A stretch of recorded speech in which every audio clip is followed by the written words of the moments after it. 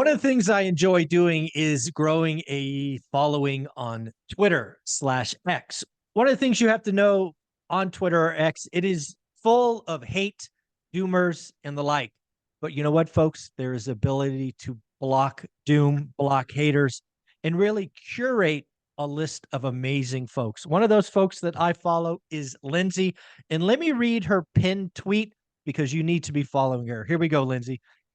My goal is to have enough monthly income from rentals and dividends to replace the income from my job. I am 30 now, and I think it is doable by the time you are 40. That is a goal, young lady. That's pretty awesome. Yeah, absolutely. Yeah, first of all, thank you for having me, Michael. And that tweet I think I put out a few months ago. It was right after I got started on Twitter, and it went absolutely crazy, and it shocked me. It was like, wow, there's a lot of people who agree with this and a lot of people who are going after the same thing, which is really cool. Yeah. So let's talk about it. So what was your financial background going into this? I mean, I guess where did the goal come from, right? You're 30 years old now. It's funny, my journey started when I was 30 as well, but mine started after losing a gob of money. What happened? What happened kind of pre that tweet?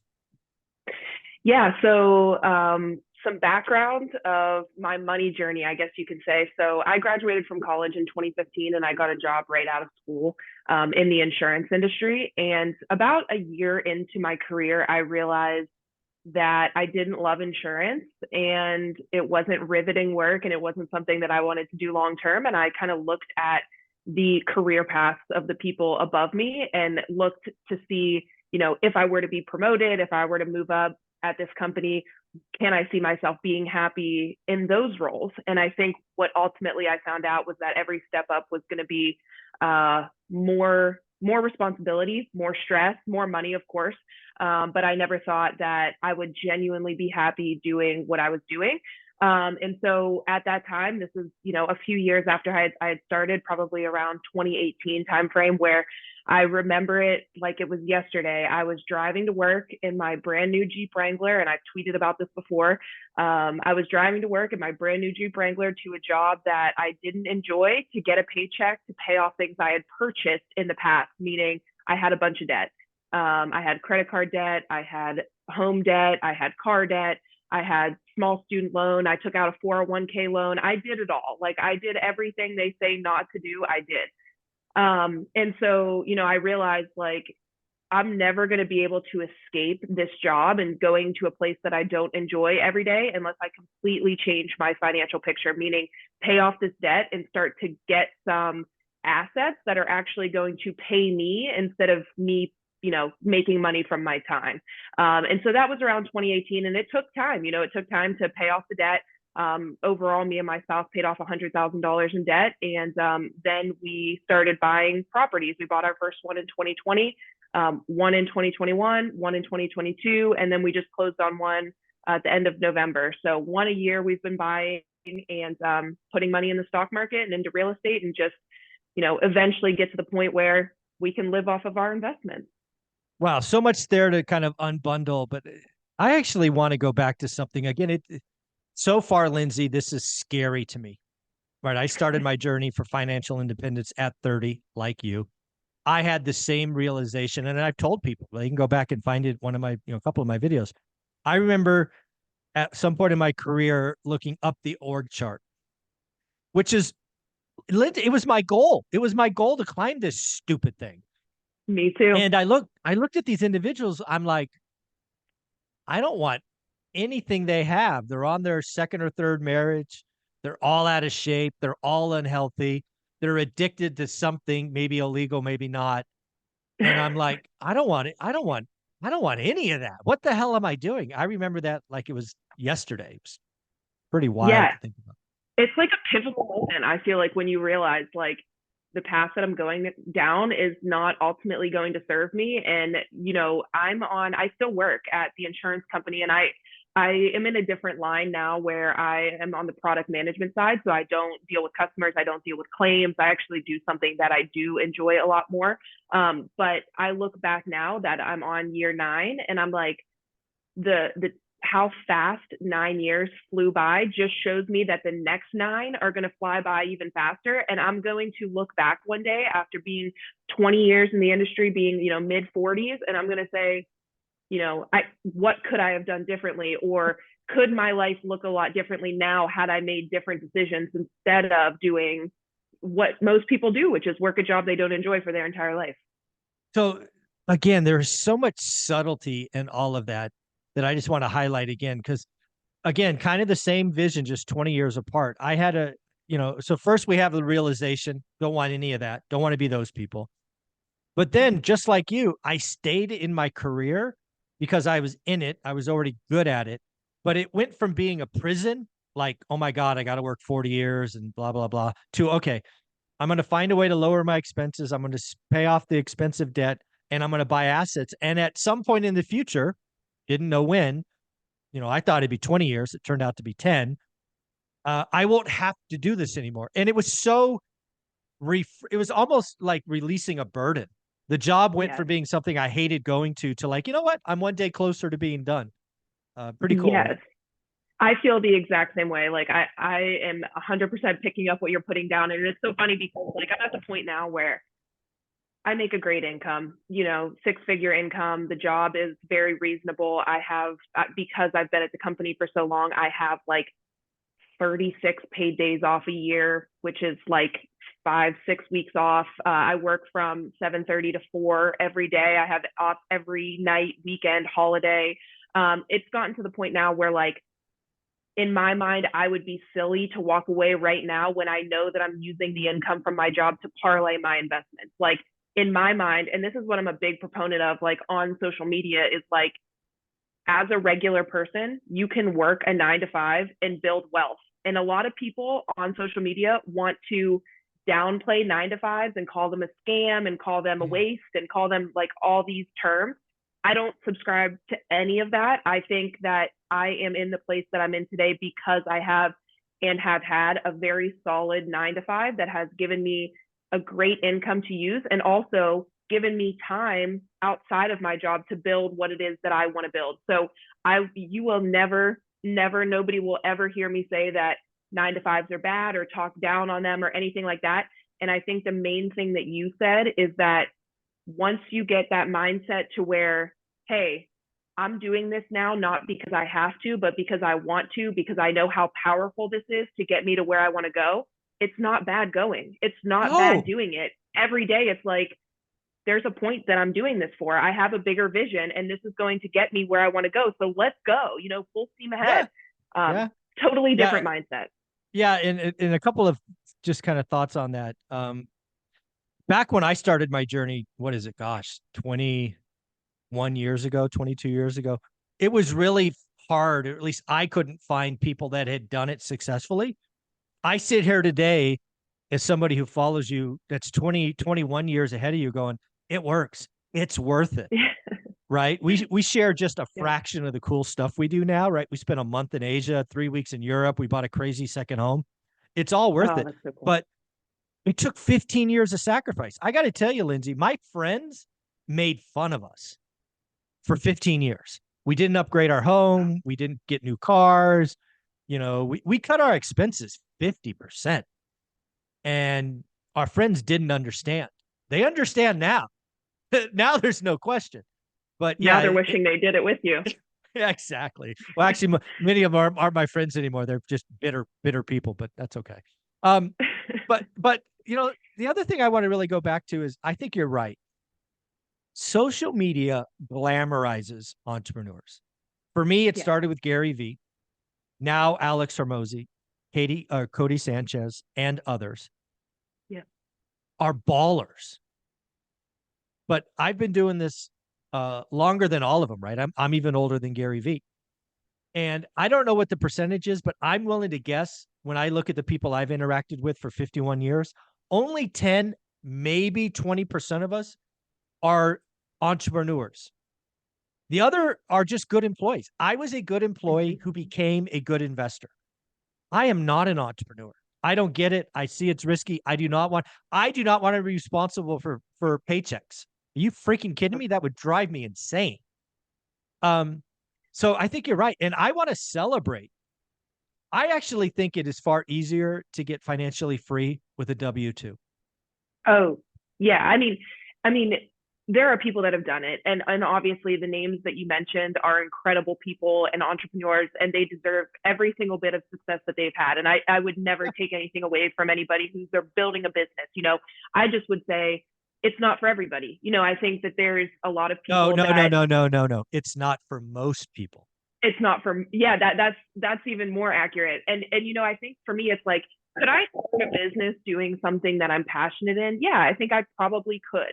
Do I want to take the pay cut and the headaches that come with leaving a secure income that I've had, a steady paycheck every 2 weeks, to go to an unknown? A lot of people fear the unknown, and I guess I could be part of that statistic where, like, I don't want to just, think the grass is greener somewhere else.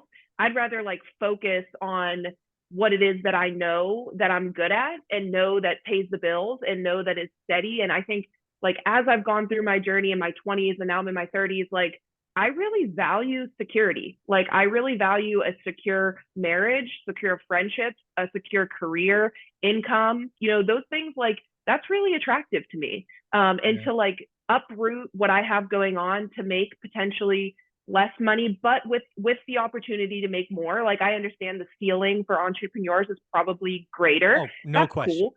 Yeah. But it's also lower too. There's a lot of people that I know own businesses, say, like, the first 5 years or the first 10 years they didn't make anything. They might have even been negative. Like, that's just not something that I'm willing to personally take on at this stage.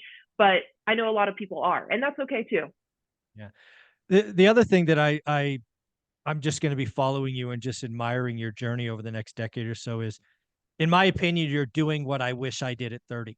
Is we've made this declarations, we've done this path, and you're documenting it. Because what's going to happen for you is, in 10 years from now, not only will you have earned or very close to earning financial freedom, you will have a massive following in a community that you've curated. So if you want to take that leap to entrepreneurship, it'll be a very soft and small step, because you would have had 8 to 10 years of, doing it the right way. You're not going to do this get rich quick thing. And then the other thing, I Yeah. will agree with you. Entrepreneurship, Gary, Cody, Alex, um, his wife, Layla, the upside is far greater. Yeah. However, I'm in the certainty business. I want to play the odds. All three of them or four of them will admit, businesses fail all the time. Oh yeah. But, go get a job, live below your means, buy assets slowly over time, hold them for 10 years. I like your chance of Yeah. being wealthy. It's just that simple.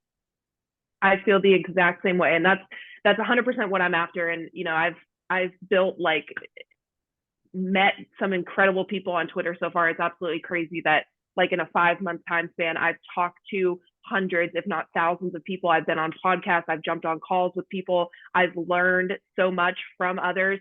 And I think that the people on social media that I really admire are the people that, like, are willing to show the good and the bad, be authentic, be transparent. Like, not everything's sunshine and roses. I've made mistakes with real estate. Like, my first couple of properties, like, didn't go at all like you would expect or want them to go, but I learned so much, and I won't make those same mistakes again. But I think it's the people that, like, really show their true authentic selves and really show the process of building wealth. Like, I didn't just pop up one day on X and say, I'm a millionaire, Yeah. I'm 30 and I'm a millionaire, like, no, I really want to show people, like, Yep. will I be a millionaire? Yes, I 100% believe it, that I will be a millionaire. Like, you couldn't convince Me me too. otherwise. But at the same time, I'm going to show you what it's like to be 100 air and a Mhm. 200 air and a 300, and so on and so forth. Like, and I think other people can get behind that and see, like, all right, a few years down the line, we can all look back at how it started and it will all make sense, as opposed Oh, to yeah. just popping up one day a millionaire. Yeah. All right. So let's get into the next thing you said at the intro. You paid off $100,000 in debt. That's a Yeah. big number. Yeah. Let's talk about kind of how'd you do that purposefully? I mean, that had to be some focus, I'm sure. Yeah, 100%. I mean, it really was like, I firmly believe that you have to be fed up with your situation. Like, you really have to be like, no more. I have to change this, or else I'm going down a bad path. And I think that's exactly where I was. I realized I make a great income and I have nothing to show for it. And that was a horrible feeling Me of, too. I wow, remember that. yeah, Yeah. I wake up every day and go to a job I don't like and I have nothing to show for it other than a few toys. Like, this is not the way that I want to live, and around that time, a friend of mine had actually given me Total Money Makeover Dave Oh Ramsey yeah. workbook. Dave Ramsey. Yeah. Yeah. And what I will say is that I don't follow all of Dave Ramsey's principles at all. I don't follow his investing. I didn't follow his emergency fund advice or anything like that. But one thing we did follow was the the debt snowball. So we listed all of our debts from smallest to largest. We stopped taking on any new debt. So we, didn't put anything else on credit cards. We didn't take out any more loans or anything like that. We listed the debt from smallest to largest. We made a very serious zero-based budget. We made minimum payments on everything except for the smallest one. We made the minimum payment and we sent all the money from the budget to the smallest one. When that one was paid, we rolled everything into the second smallest and the next one and the next one until they were paid off. And, I've gotten some flack a little bit. Mostly everybody has been supportive, when I've talked about paying off 100,000 in debt. But the slack that I've gotten on Twitter is, you must have been married and you must have made a lot of money. Regular people can't do this and all that kind of stuff. And I will say, yes, I am married. And yes, we have a dual income household. And no, we don't have any kids yet. That being said, I will also point out that we do make a great income. And at the time when we decided to, start this journey combined, we were making $100,000. And at the end of the journey combined, we are making over $200,000. So we increased our income significantly over the time of like reading the Dave Ramsey book to actually making our last debt payment. Like, that was a significant increase in income. And we were able to send $2,000, $3,000, $4,000 a month to debt because we had lowered our expenses and it was not glamorous. And we sold a lot of stuff. I want people to hear all of this, right? Yes, you're married, your income, blah, blah, blah. First off, if you get a lot of hate, just block them. Your feed gets so much better. I block people like that. I don't even bother anymore. Right? You're not in the convincing business. You're in the documenting business. Not everybody can be convinced. But yeah, I mean, you made choices, right? You live below your means. You stopped spending on stupid stuff. You sold stuff to raise cash. I mean, everybody could do it. Your time frame might be different, right? Maybe you did it faster than others, but anybody can do it. You ran up the debt, so you can pay it off. I mean, that's how it's supposed to work. I think Dave Ramsey's debt, debt snowball is amazing for most people. I think Dave Ramsey's helped millions of people because so many folks are in debt. I do think his investing advice is a little tired, but damn, I mean, if you're 100K in debt, go get the Dave Ramsey book and go nuts. It'll definitely help you.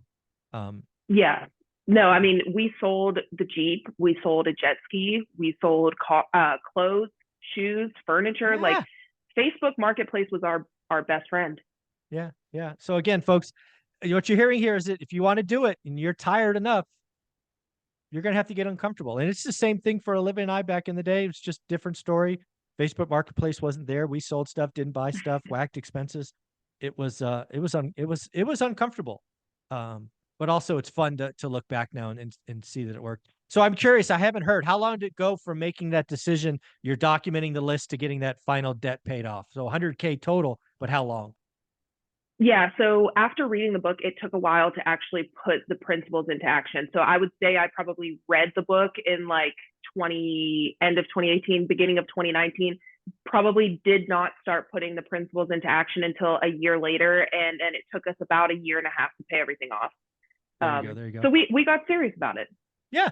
Together. You got serious together. That's another thing that's 100%. Important about this is one of you can't be committed while the other one's out shopping. You got to do it together. Exactly. Yeah. All right. Well, now let's switch to real estate. So it sounds like you have bought a rental property, one a year for a couple of years now, or a few years. It sounds like the first couple may have had some hair on them, but let's go back to the beginning. So you paid off the debt. You wanted to buy I think a rental home. What was that first property?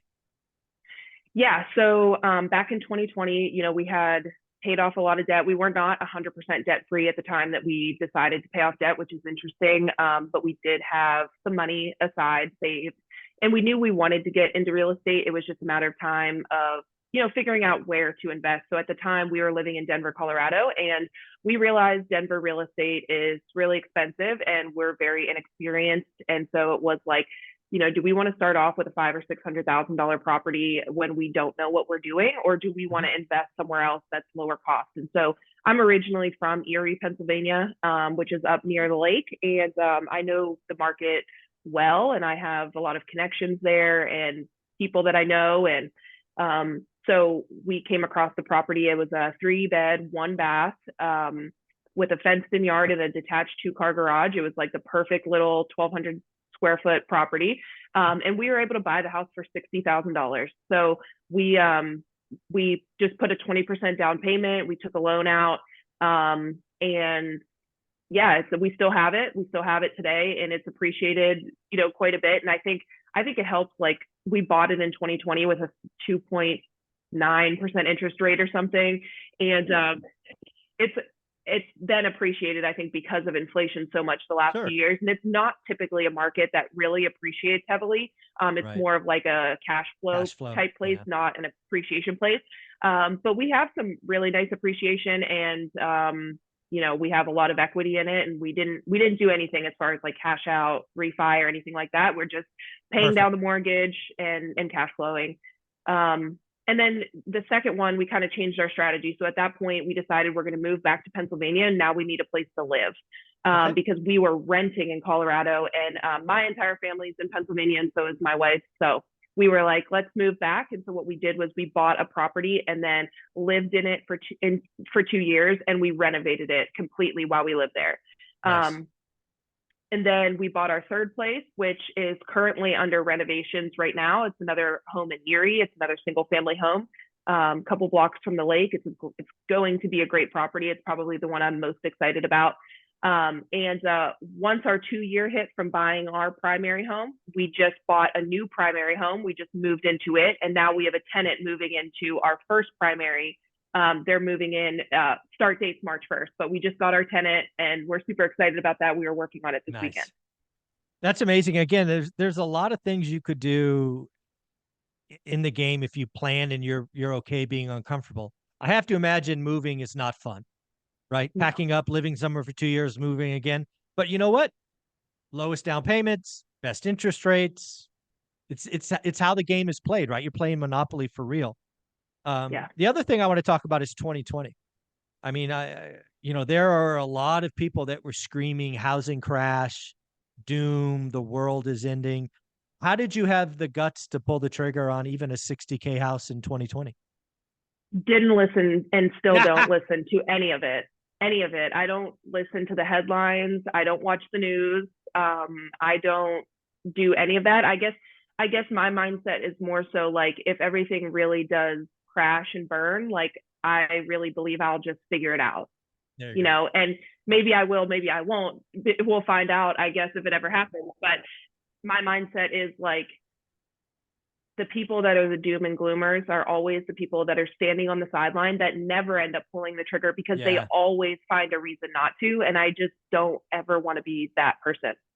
I love that. You did earlier on talk about some hair on your first couple of deals. We'd be remiss if we didn't highlight what those might have been. What was kind of the trouble in the first couple? Yeah, so the first one was pretty smooth, actually, but I'll say the second one, the one that we were going to buy and then make it our primary home, we bought the house for cheap. Again, we bought it for $50,000, and we had a renovation budget for it. And I guess the biggest thing that we learned in that was that it always takes longer than you think it's going to take, and it always is more expensive than you think it's going to be. And I, at the time, this was in 2021, like, I wasn't big on social media, and I didn't have a following, and I didn't follow a lot of people that did real estate. And I honestly didn't know that. Like, I didn't know that you have to like build margin in for extra time and money. Like, in hindsight, that makes perfect sense. Why wouldn't I have thought of that? But I just didn't, I didn't think about it. And I just thought, like, all right, my contractor saw the house. This is what he thinks it's going to take. And then as we got into it, we realized it needed more. And there was things that you couldn't see initially when you did the walkthrough that you found out later on that were more expensive. And, I think that any new person who wants to get into real estate, like just have it in the back of your mind that it's going to cost more and it's going to take longer than you initially thought. Yeah. Well, this has been a lot of fun. I see so many similarities that I've highlighted a couple of times. What would be your words of advice? You're 20 something, 30 something, you've got a bunch of debt, you're unhappy, you don't see a great future, right? You kind of have that epiphany. What is Lindsay's advice to that person? My advice to that person is find somebody who's done what you want to do and copy what they did. That would be my best piece of advice. I mean, there's people out there who have had a lot of debt and who have changed it around. And, I would say follow what they've done and implement it into your own life. Same thing with investing, like there's people that do really well in stock market investing and in real estate investing. And I would say try to an extent mimic what they did and don't have to reinvent the wheel and do something totally different. You can kind of do what other people have done. Yeah, I think that's such wise advice. How can people follow you? Because you are amazing on X and Twitter, but are there other areas we can follow, or is that the spot?